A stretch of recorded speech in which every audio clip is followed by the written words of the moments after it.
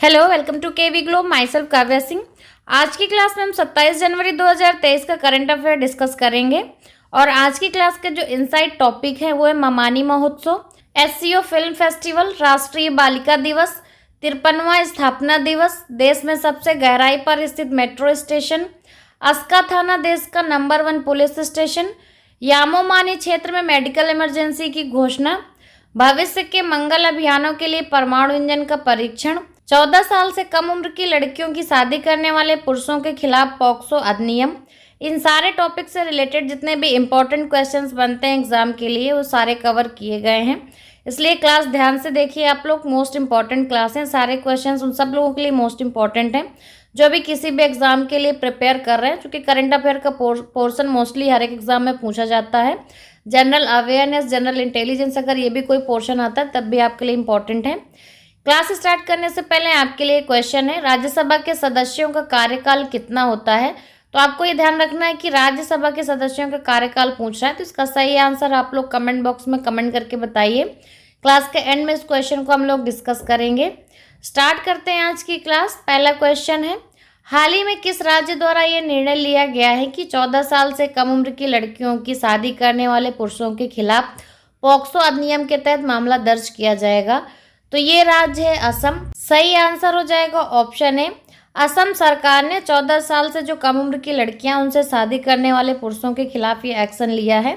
उन पुरुषों के खिलाफ पॉक्सो अधिनियम के तहत मामला दर्ज किया जाएगा। असम के मुख्यमंत्री हैं हेमंत बिस्व शर्मा।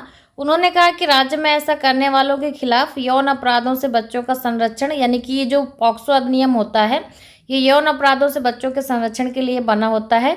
इसके अधिनियम के तहत केस दर्ज किया जाएगा ऐसा करने वालों के खिलाफ। इसके साथ ही 14 से 18 साल की लड़कियों से शादी करने वालों की बाल विवाह निषेध अधिनियम 2006 के तहत गिरफ्तारी की जाएगी।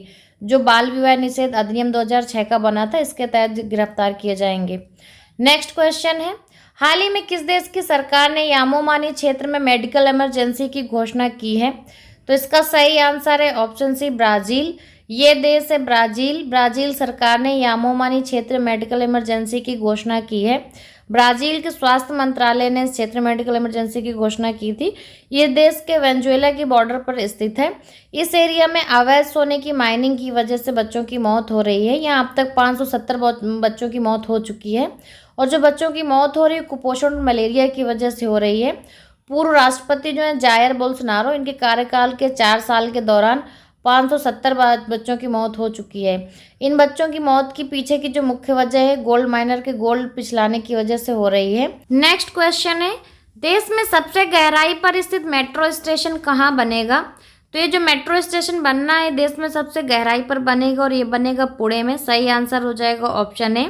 महाराष्ट्र के पुणे में बन रहा है मेट्रो रेल का civil court interchange metro station.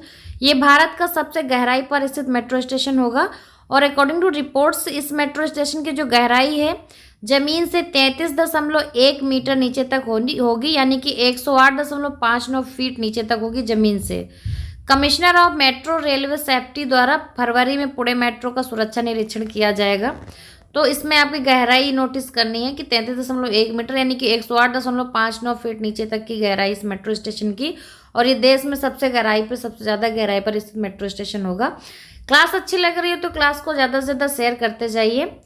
Next, हाल ही में किस राज्य का अस्का थाना देश का नंबर 1 पुलिस स्टेशन बना है? तो ये जो अस्का थाना है ये देश का नंबर 1 पुलिस स्टेशन बन चुका है और ये किस राज्य का है? तो सही आंसर हो जाएगा ऑप्शन डी, ओडिशा।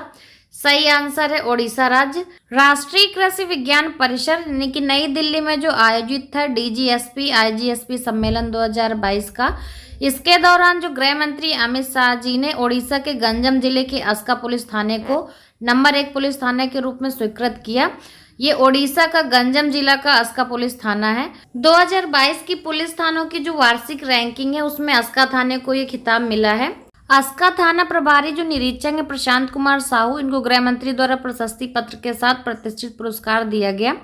ओडिशा के गंजम जिले के जो गंगापुर पुलिस स्टेशन है इसको दूसरे सर्वश्रेष्ठ पुलिस स्टेशन का पुरस्कार दिया गया।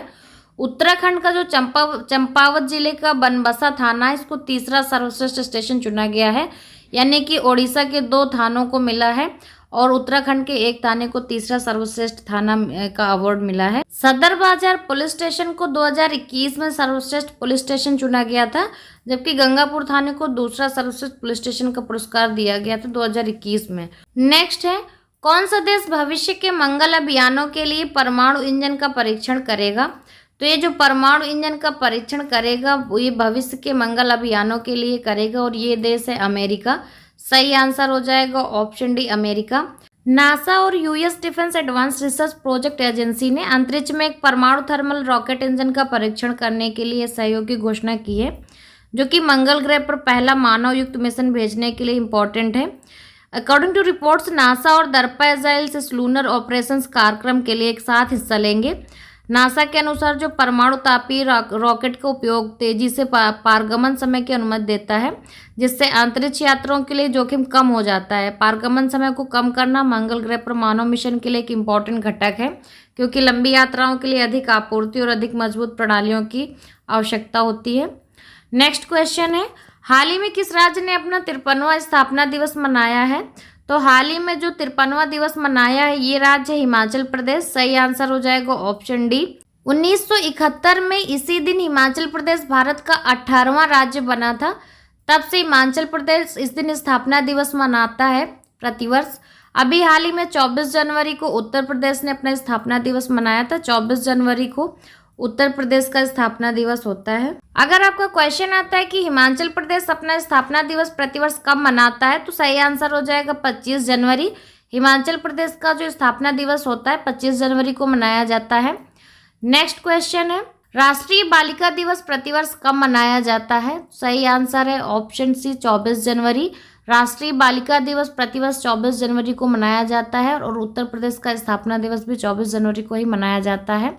इस दिन का मनाने का जो मुख्य उद्देश्य होता है लड़कियों को अपने अधिकारों के प्रति जागरूक बनाना होता है, जागरूक करने के लिए, जिसकी शुरुआत भारत सरकार द्वारा 2008 में की गई थी। 2008 24 जनवरी 1966 को इंदिरा गांधी ने महिला प्रधानमंत्री के तौर पर शपथ ली थी, इसलिए 24 जनवरी को भारत में राष्ट्रीय बालिका दिवस के रूप में प्रतिवर्ष मनाया जाता है। 2008 से लगातार मनाया जा रहा है। नेक्स्ट क्वेश्चन है, ममानी महोत्सव कहाँ आयोजित किया जा रहा है? ममानी महोत्सव लद्दाख में आयोजित किया जा रहा है। सही आंसर हो जाएगा ऑप्शन ए। 22 जनवरी को कारगिल और द्रास में ऐसे ही पारंपरिक महोत्सव का आयोजन किया गया, जिसको स्थानीय भाषा में ममानी कहा जाता है। ये एक पारंपरिक महोत्सव है, जिसको एक भोजन उत्सव के तौर पर मनाया जाता है। इसमें सर्दियों के दिनों में जो बनने वाले विशेष लद्दाखी खाने होते हैं, इनकी प्रदर्शनी होती है। पहले दिन कारगिल जिले भर से हजारों लोग उत्सव को मनाने के लिए पहुंचे थे। इस महोत्सव का आयोजन सर्दी के सबसे कठिन दिनों चिल्लई कला में होता है। चिल्लई किला में सबसे ज़्यादा सर्दी पड़ती है और इस मौके पर पारंपरिक व्यंजनों को न सिर्फ प्रदर्शित किया गया बल्कि मौके पर ही बनाया भी गया, यानी कि जहाँ पर इस खाने की प्रदर्शनी लगी थी वहीं पर बनाकर इनकी प्रदर्शनी लगाई गई। मेले में शामिल होने वालों में परोसा भी गया, जो मेले में शामिल हुए थे उन लोगों को ये खाना परोसा भी गया। नेक्स्ट क्वेश्चन है, कहाँ एससीओ फिल्म फेस्टिवल का आयोजन किया जाएगा? तो ये जो एससीओ फिल्म फेस्टिवल है ये आयोजित किया जाएगा मुंबई में। सही आंसर हो जाएगा ऑप्शन ए मुंबई। एससीओ यानी कि संघाई सहयोग संगठन फिल्म महोत्सव का आयोजन 27 जनवरी से 31 जनवरी 2023 तक मुंबई में राष्ट्रीय फिल्म विकास निगम के माध्यम से सूचना और प्रसारण मंत्रालय द्वारा किया जाएगा। एससीओ फिल्म महोत्सव का जो आयोजन है एससीओ में भारत की अध्यक्षता के दौरान किया जा रहा है, यानी कि इसकी अध्यक्षता भारत कर रहा है। इस महोत्सव का उद्देश्य सिनेमाई साझेदारी का निर्माण करना है। इसमें देशों की संस्कृतियों के बीच एक सेतु के रूप में कार्य करना और सामूहिक सिनेमाई एक्सपीरियंस के माध्यम से एससीओ मेंबर्स के फिल्म समुदायों के बीच सद्भाव पैदा करना है। एससीओ फिल्म महोत्सव में एससीओ देशों की कुल 57 फिल्में प्रदर्शित की जाएंगी, जिसमें कंपटीशन सेक्शन में 14 फीचर फिल्में प्रदर्शित होंगी और नॉन कंपटीशन सेक्शन में बाकी की 43 फिल्म्स जो है प्रदर्शन किया जाएगा इनका। निखिल महाजन जो निर्देशित मराठी फिल्म है निखिल महाजन द्वारा निर्देशित की गई फिल्म गोदावरी और पान नलिन द्वारा जो निर्देशित Gujarati film the last film show, इन दोनों फिल्मों का नामांकन भारत की ओर से किया गया। एक मराठी फिल्म है और एक गुजराती फिल्म है। क्लास के स्टार्टिंग में आपसे क्वेश्चन पूछा था कि राज्यसभा के सदस्यों का कार्यकाल कितना होता है, तो इसका सही आंसर है ऑप्शन है 6 वर्ष। राज्यसभा के सदस्यों का जो कार्यकाल होता है वो 6 वर्ष होता है। जबकि जो लोकसभा के सदस्यों का कार्यकाल होता है वो 5 वर्ष होता है। तो आपको याद रखना है, राज्यसभा के सदस्यों का कार्यकाल 6 वर्ष और लोकसभा के सदस्यों का कार्यकाल 5 वर्ष होता है। कल की क्लास के एंड में आपसे क्वेश्चन पूछा था कि हाल ही में G20 पर्यावरण कार्य समूह की बैठक कहाँ आयोजित की जाएगी। तो ये जो G20 पर्यावरण कार्य समूह की बैठक है ये आयोजित की जाएगी कर्नाटक में। सही आंसर हो जाएगा ऑप्शन डी। और इस क्वेश्चन का सही आंसर दिया है ममता प्रधान और मोहित कुमार जी ने। आज का क्वेश्चन है आपके लिए, इस वर्ष राष्ट्रीय मतदाता दिवस का थीम क्या है। तो इस बार जो राष्ट्रीय मतदाता दिवस मनाया गया इस वर्ष का थीम क्या था। तो सही आंसर आप लोग कमेंट बॉक्स में कमेंट करके बताइए। और क्लास से रिलेटेड अगर कोई सजेशंस हैं तो प्लीज़ वो भी कमेंट बॉक्स में ज़रूर बताइए कमेंट करके। और क्लास अच्छी लगी हो तो क्लास को ज़्यादा से ज़्यादा लाइक शेयर करना ना भूलिए। जो लोग चैनल पर पहली बार आते हैं तो चैनल को सब्सक्राइब करके बेल आइकन ज़रूर दबाएं, जिससे आगे आने वाली क्लासेस आपको ईजिली मिलेंगी। And thanks for watching.